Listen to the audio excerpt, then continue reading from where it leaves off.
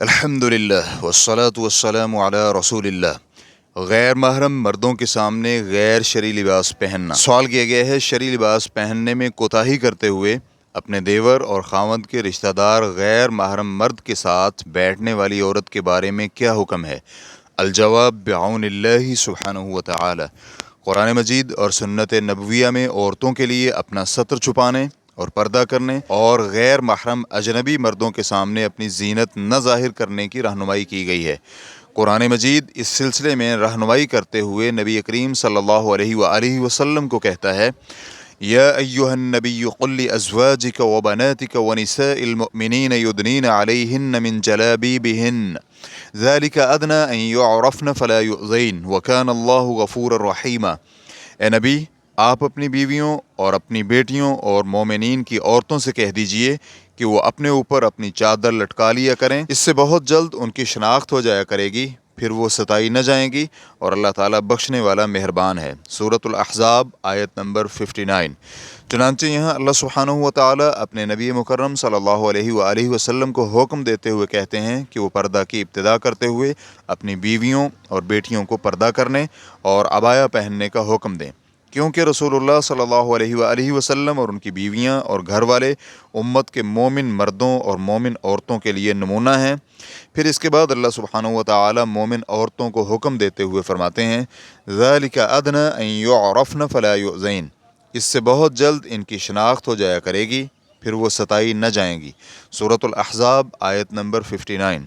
یعنی جب عورت پردہ کرے گی اور عبایا پہنے گی تو اس سے یہ علم ہوگا کہ وہ عفت و عصمت کی مالک ہے، اپنے آپ کو چھپا کر اور پردہ کر کے عفت حاصل کرنا چاہتی ہے، برخلاف جاہلیت کی ان عورتوں کے جو اپنی زیبائش اور زینت کا اظہار کرتی تھیں اور اپنے پرفتن اعضاء مردوں کے سامنے لاتی تھیں، جس سے وہ اپنے آپ کو بھی اور دوسروں کو بھی فتنہ میں ڈال رہی ہوتی۔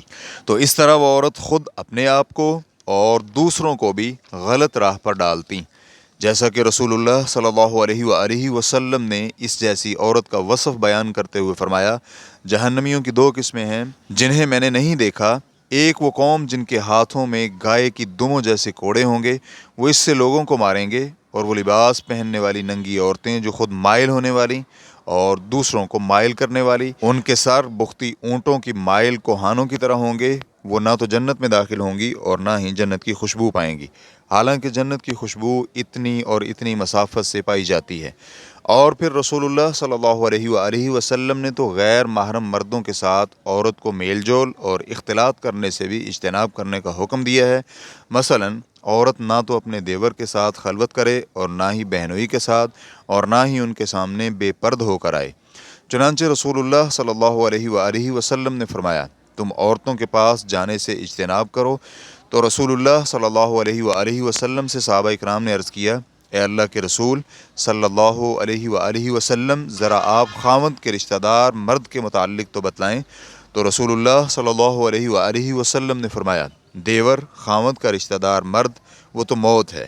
یعنی بہت سارے لوگ عورت کے پاس جانے میں کوتاہی برتتے ہیں، حتیٰ کہ اس کی بنا پر بہت بڑی مصیبت اور تکلیف کا سامنا کرنا پڑتا ہے، اور اس کا سبب دیور پر اعتماد ہے۔ اس اعتماد کی بنا پر انہیں یہ خیال بھی نہیں آتا کہ ایسا بھی ہو سکتا ہے، اور یہ حق سے غفلت کا نتیجہ ہے، کیونکہ جو مرد بھی جب کبھی کسی عورت سے خلوت اور علیحدگی میں ملاقات کرتا ہے تو ان کے ساتھ تیسرا شیطان ہوتا ہے، اور اسی طرح عورت فتنہ میں پڑ جاتی ہے، لیکن جس پر اللہ عز و جل رحم کرے۔